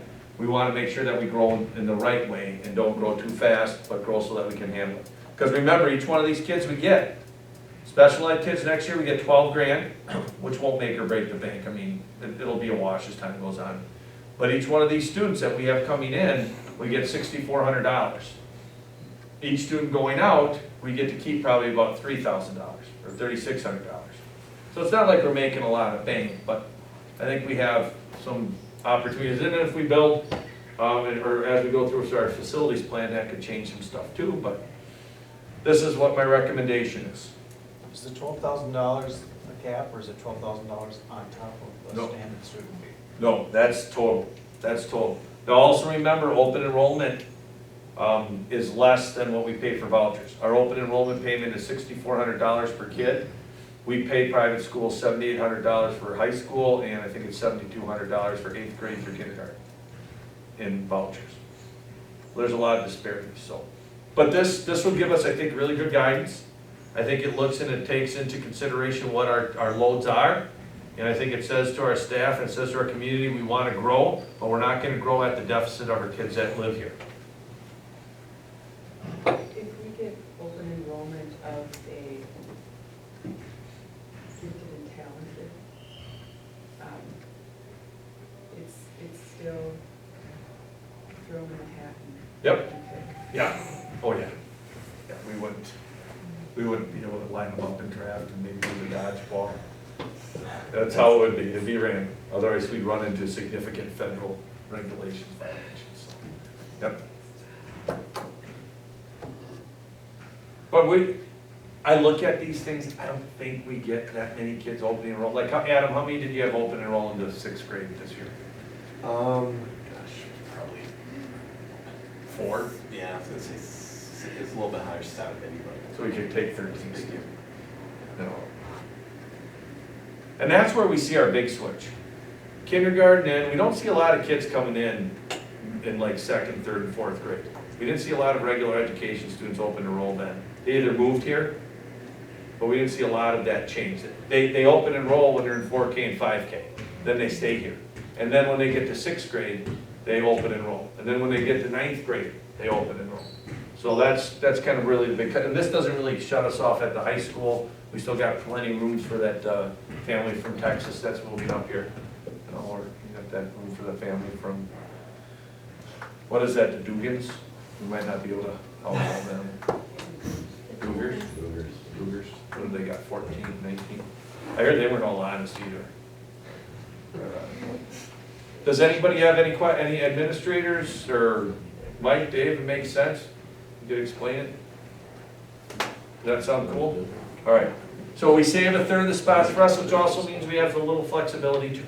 So, but by today, the motion that I have in front of you, or that you would make, that I'd recommend is taking these all together, where you pass the 3 policies, the administrative guidelines, and the AGs you're not going to have to, but I just wanted to show you, but the 3 policies, and then also that you set this as our open enrollment caps for 2016-17 school year.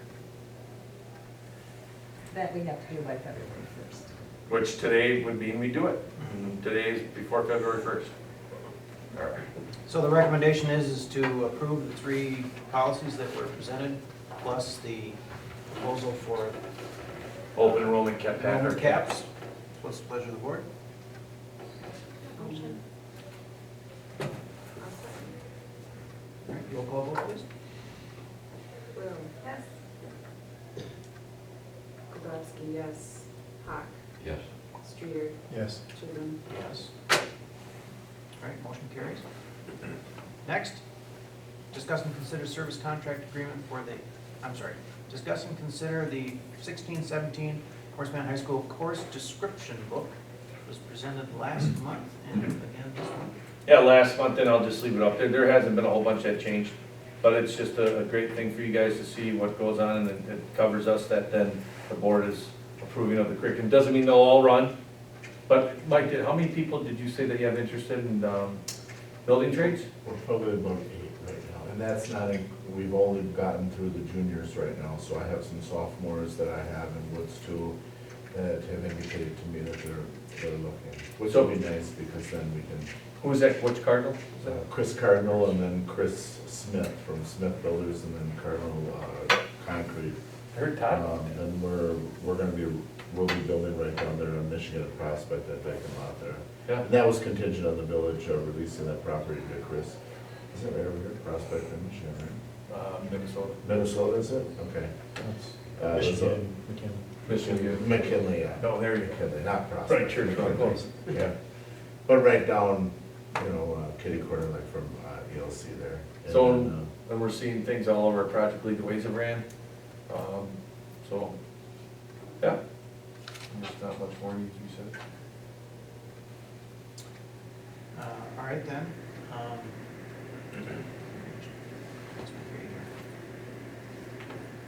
I'll make a motion that we approve the 16-17 course description book. I'll second that. Roll call vote. Any additional discussions or questions? All right, roll call vote. Streeter. Yes. Chisholm. Yes. Kowalski, yes. Hawk. Yes. Will. Yes. Next on the agenda, item number 5 is discuss and consider service contract agreement for the E-rate services by CISA 11. All right, bottom line is, E-rate and free and reduced lunch programs, in my estimation, are the 2 best things the federal government programs that they have in many different ways. Free and reduced is to help kids get nutrition and food, and the E-rate is a subsidy program for many different technology things. If you think about the TVA back after the Depression, or during the Depression, what the Tennessee Valley Authority did to try to bring electricity and stuff to rural Appalachia, that's kind of what E-rate was meant to do, is to bring the internet and connectivity out to places that needed it most. So what it is E-rate is a subsidy program that not only now does broadband telecommunications, but it also, just this past year, does Wi-Fi. E-rate last year had, we'll say, $3 billion in it, and it had gone up, and it didn't get all spent. Because going through the process, you have to put out things called 470s, where you put out bids for different stuff, and then people bid on it, be it our cell phones, be it our internet carrier, be it any of that. People have to put bids on it, and then once they get the bids, then depending on your free and reduced lunch population, you get allocated a certain amount of money that you can get and utilize. Our school district has about $180,000 of allocated E-rate resources that we can use, and we've used up to 20,000 of them. Meaning that we haven't really, you're talking E-rate and everything that comes from the United Telecommunications Group. it's a lot. CISA 6, as you can see for, it's a specific amount, 5% up to a certain amount, and 5% of what the allocation is plus $1,000 setup fee. You'll see, I'll talk about the 800 fiber fee in a second, or for RPF. What they do is they'll go through and help us with everything so that we can maximize. So we should be getting more money in rebates for things that we already spend or do. For instance, Heartland. We spend about $45,000 a year on Heartland.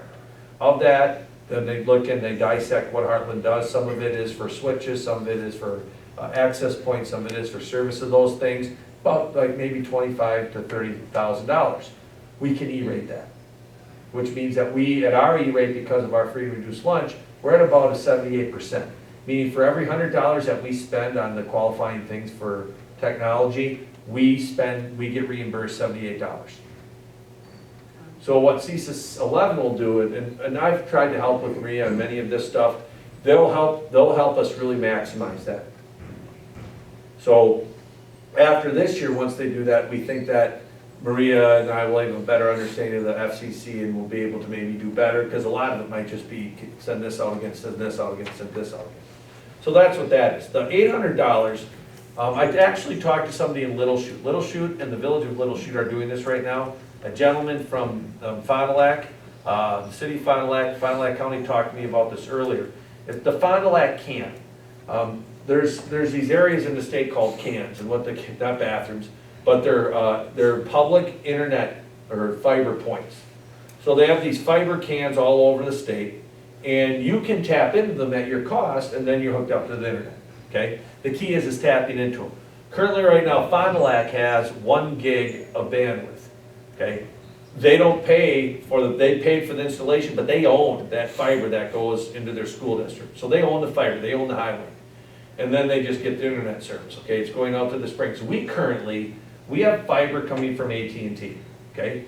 I'll try to make this as simple as possible. What happens is since we don't have our own fiber, we have to rent it. So we have to rent that fiber. We rent it from AT&T, Solaris, whatever, Charter. They have their fiber. There's a group called Teach. And that group called Teach in Wisconsin is kind of like a collaborative group that says, hey, all you guys, you're going to charge X amount for up to 100 meg. So you can't gouge them. You can charge X amount to 100 meg. Talking to administrators, Mike, even Dave, and Hunter will probably agree with this, it gets a little slow in our school with internet.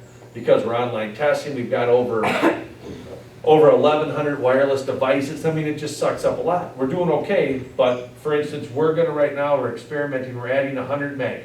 So we're at 100 meg now, we're gonna go to 200 meg. That's costing the district $855 a month that we're gonna send to AT&T because we use their fiber. Anything over 100, we gotta pay the provider, okay? So if we wanted to get to a gig, you're looking at probably another $8,000 to $9,000 a month, okay? So what they're doing is they're doing a request for proposal, and what that request for proposal would be to bring fiber from the Fond du Lac can, which is located by Shriners and Starbucks right there, and bring that all the way to our school district. So we would own our own fiber. We would no longer need Teach. We no longer have to pay for any of that. We just have to pay for if it got fixed, but there's all that kind of stuff you can get. We would, WISNet charges us the same amount for 1 meg or 100 gig. We don't pay any difference on our bandwidth.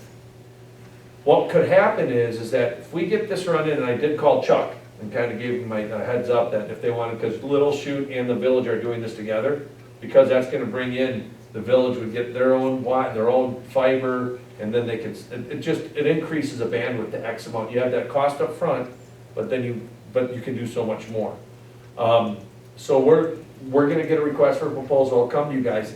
It looks like the payoff for installation and cost is about 5 years. You know, when we did those light things, we switched all the lights in there, and we got the new lights. They turn on, they're not the old ones. And we didn't change what we paid because the savings went to whoever installed them, and that's how we paid for it, the energy exemption stuff. This is the same thing. It can be set up in a way where it gets E-rated, so up to so much, 80%, it's called dark fiber until it gets lit, then it'd be lit fiber.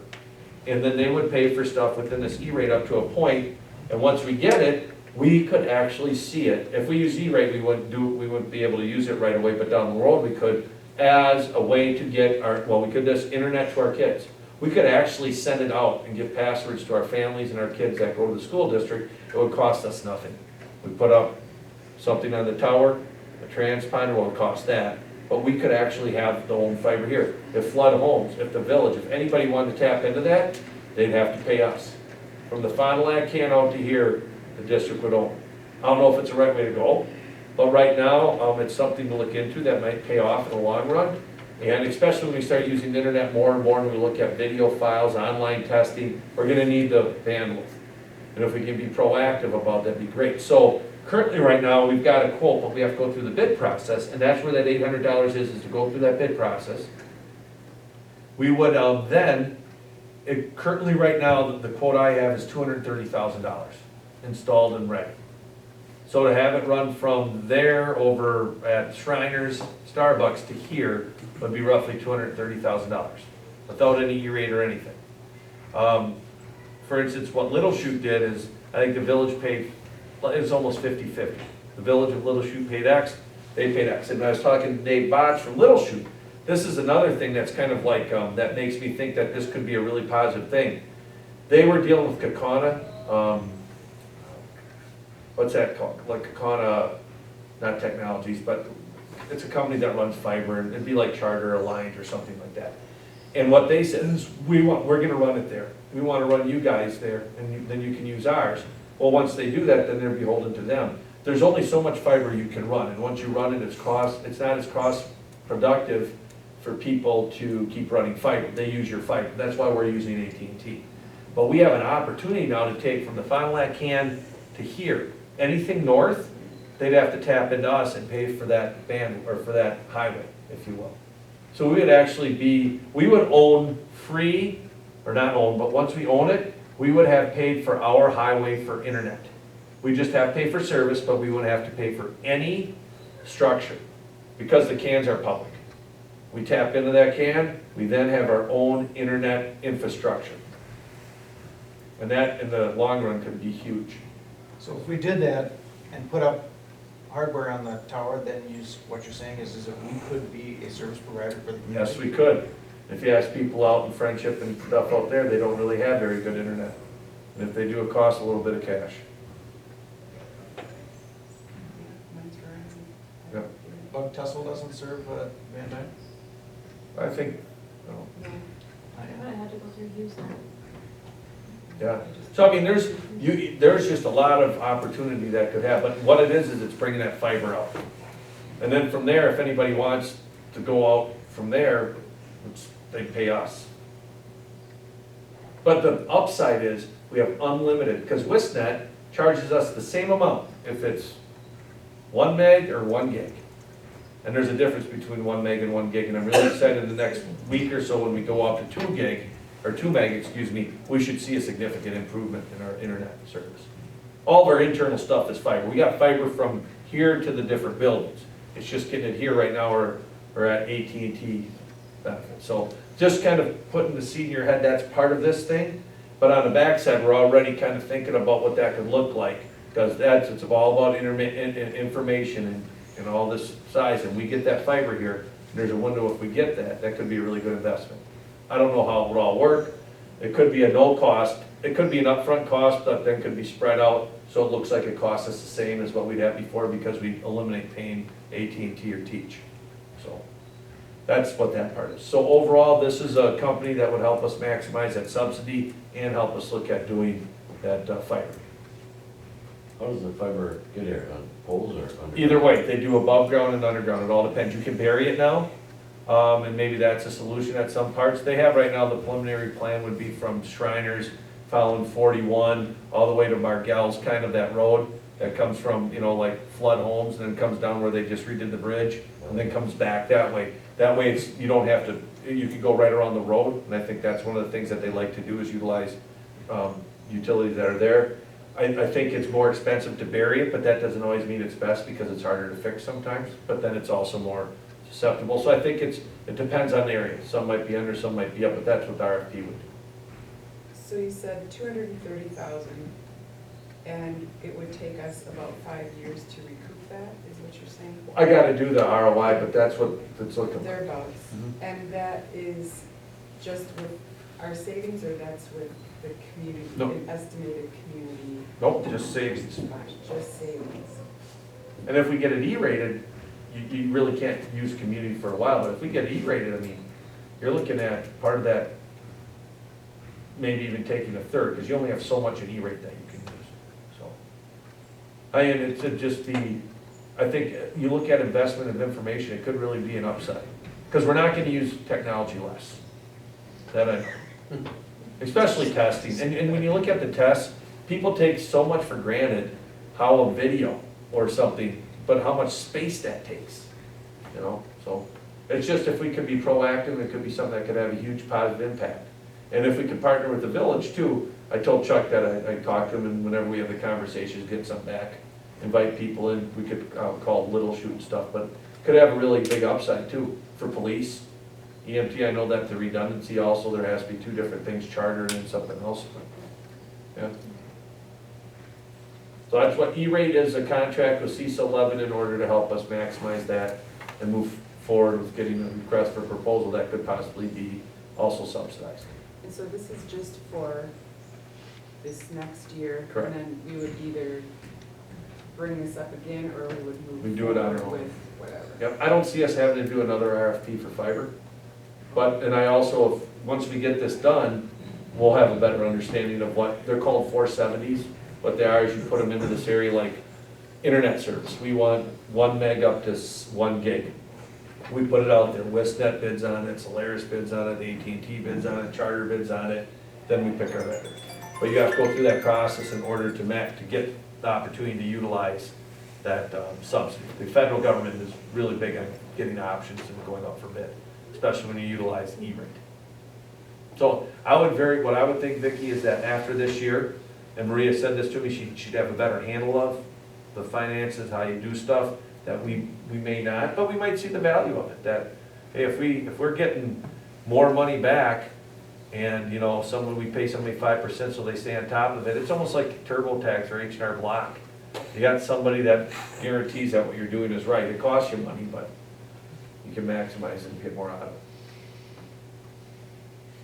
it. Okay, so the proposal is to approve this contract for 1 year. So moved. Second. It's been moved and seconded. Any additional questions or discussion from the board? Hearing none, roll call vote please. Goldowski, yes. Streeter? Yes. Will? Yes. Chisholm? Yes. Hawk? Yes. Next item, discuss and consider resignation of Zach Rush, varsity football coach. Yep, Coach Ruck has done a great job.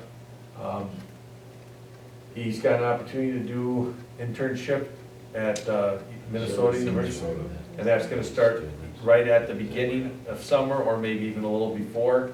And just foreshadowing, he probably will have some other opportunities in the future, so don't know about the teaching, but for sure he's got this, so he's done a great job, he's a hard worker, and I think, Mike, you said it best, a lot of people won't realize all he did until he's gone.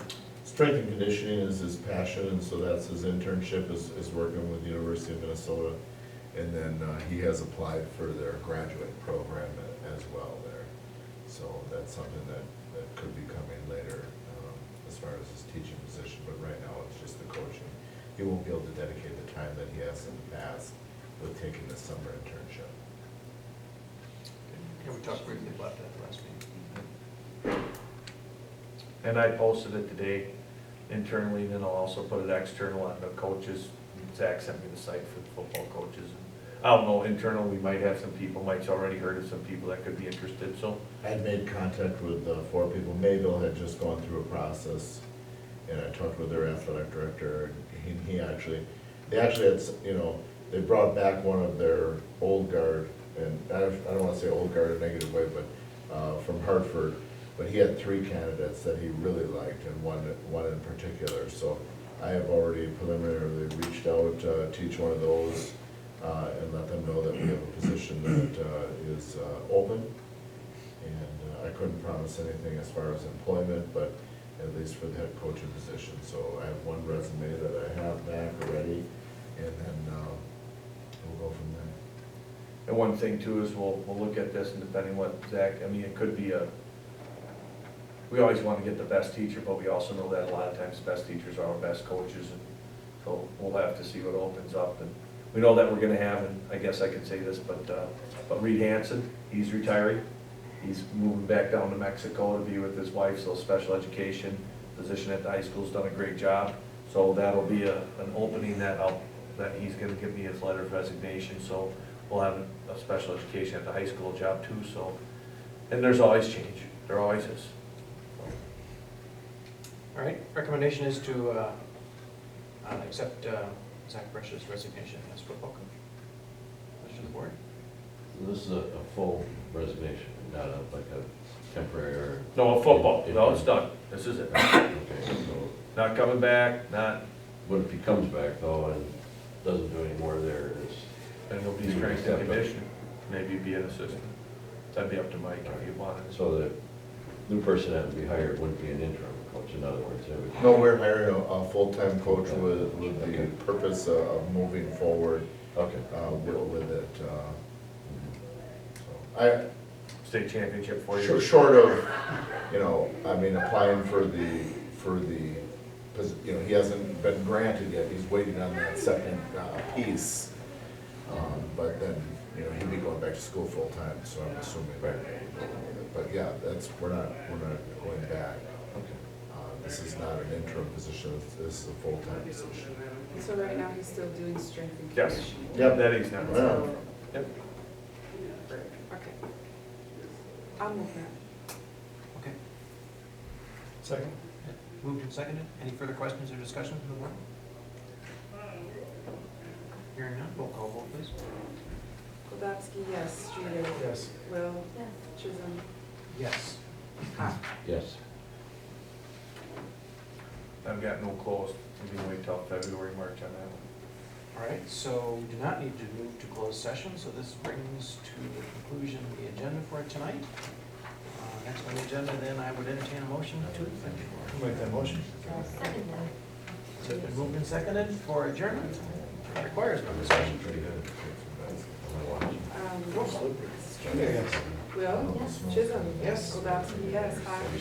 Yes. We are adjourned. All right, thanks, everybody. Thanks, Hunter. Yeah, thank you. I missed the one.